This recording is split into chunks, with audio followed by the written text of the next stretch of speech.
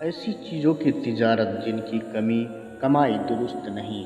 اما عائشہ رضی اللہ عنہا سے روایت ہے کہ انہوں نے ایک ایسا تکیہ خریدا جس میں تصویریں تھیں۔ جب رسول اللہ صلی اللہ علیہ وسلم نے اسے دیکھا تو دروازے پر کھڑے ہو گئے اور کہیں اندر تشریف نہ لائیں۔ میں نے عرض کیا یا اللہ کے رسول صلی اللہ علیہ وسلم، میں اللہ اور اس کے رسول کی طرف لوٹتی ہوں، مجھ سے کیا گناہ ہوا ہے؟ رسول اللہ صلی اللہ علیہ وسلم نے فرمایا یہ تکیہ کیسا ہے؟ میں نے عرض کیا میں یہ آپ کے لیے خریدا ہے تاکہ آپ اس پر ٹیک لگا کر بیٹھیں۔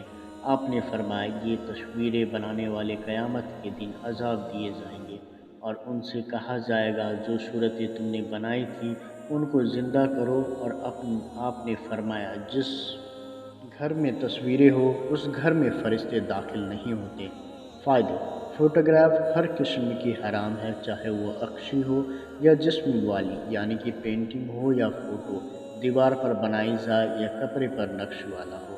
یہ پھٹکار صرف بنانے والے کے لیے نہیں بلکہ استعمال کرنے والوں کو بھی شامل ہے، اسی لیے اپنے گھروں میں تصویر نہ بنوائیں اور نہ ہی لگوائیں۔